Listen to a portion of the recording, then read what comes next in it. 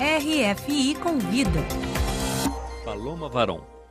Marcos Colom é pesquisador do Centro de Cultura, História e Meio Ambiente do Instituto Nelson de Estudos Ambientais da Universidade do Wisconsin, nos Estados Unidos. É o diretor do filme Beyond Fordlândia, feito em 2017, que será apresentado hoje em Paris. Boa tarde, Marcos. Qual a inspiração para Beyond Fordlândia? Boa tarde, Paloma. Obrigado pelo convite.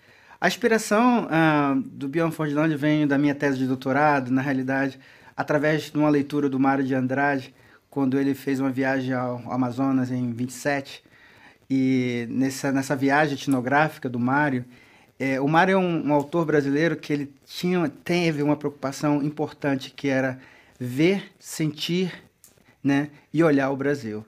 Eu acho que a inspiração do filme veio com dessa perspectiva do Mário, de sentir, de ver a realidade, no caso da Amazônica, e tentar, de alguma forma, retratá-la, né? E é curioso que o Mário, em 27, né, nessa visita que ele fez, né, junto com uma comitiva que ele foi representando, ele passeou por todas, né, as regiões, Manaus, Belém, ele passou por todas as regiões e começou a documentar, fotografar e fazer um registro etnográfico. Nós temos imagens belíssimas, mas o que sobressai dessa visita do Mário é essa sensibilidade do autor de querer capturar um momento, de entender uma região etnograficamente naquele momento. Então, a inspiração vem daí, dessa leitura do Mário, essa viagem etnográfica dele, se chama o turista aprendiz.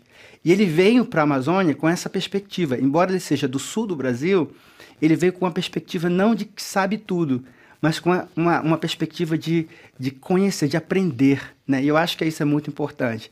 E hoje o que a gente sente, o que a gente precisa fazer e está fazendo no filme, é tentar demonstrar, ensinar as pessoas a aprenderem o que é a Amazônia, qual a situação da Amazônia, qual a situação do homem amazônico. Eu acho que essa é uma das linhas mestres do filme, né?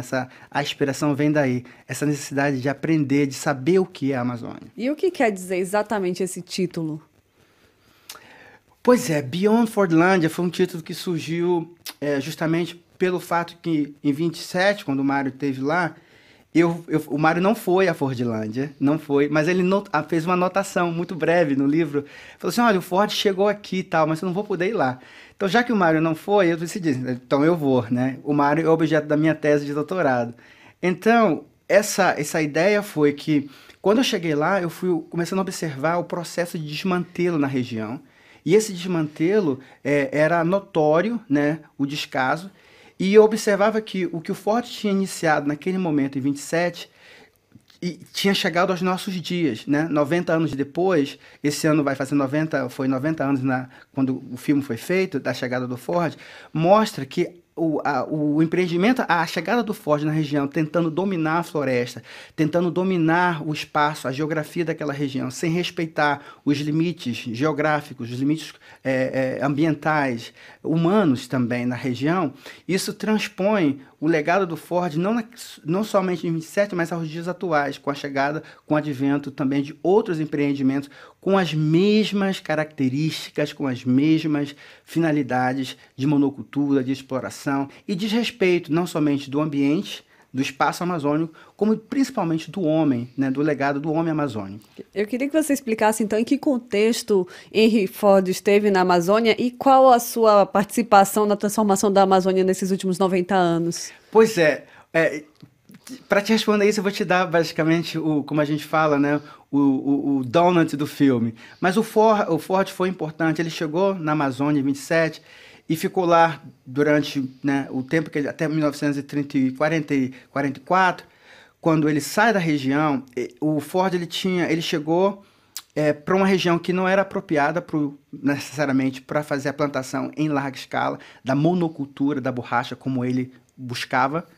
E ao chegar lá, ele tenta de todas as formas tirar proveito daquela situação, mas ele se dá conta que não tinha como e ele abandonou a cidade completamente, deixando para trás todo um legado, né, digamos assim, de destruição. E o importante que foi esse momento capital da chegada do Ford na região, que é um marco, digamos assim, importante na região, que foi o primeiro, digamos, movimento de tentar industrializar né, uma produção em larga escala de um segmento dentro da floresta amazônica. O que a gente vê hoje, em 2017, 2018, é que a soja está seguindo os mesmos passos que o Ford deixou.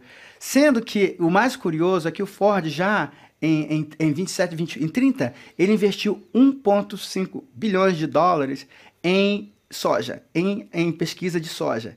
Ou seja, então o ponto de contato que o filme faz é entre o momento da chegada do Ford, a semente que o Ford deixou naquela região, que é hoje ressuscitada, que é hoje revigorada com o advento de outros empreendimentos do agronegócio na região amazônica, que até então estavam distantes, estavam um pouco, assim, digamos, muito tranquilos em outras regiões do país, mas que não se contiveram e hoje chegam de maneira avassaladora dentro da região amazônica. Então, o legado do Ford vem daí, que a semente que o Ford deixou lá atrás, hoje ela se revigora com uma potência ainda muito mais destruidora, né, e muito mais danosa para o homem e para o ambiente, sendo que, nesse caso, o homem amazônico é o elemento ainda mais agredido nesse processo. O Brasil se tornou, em 2017, o maior exportador de soja do mundo. E por que isso afeta tanto a Amazônia?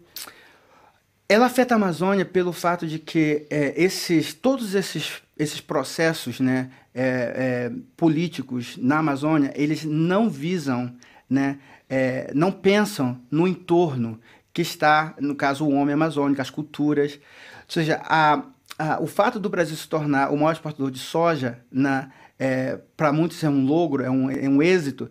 É um êxito desde o ponto de vista, talvez, econômico, mas se nós pensarmos dentro da floresta amazônica, que é um patrimônio biológico do mundo, digamos, mundial, ele se torna um fator se torna um objeto de preocupação.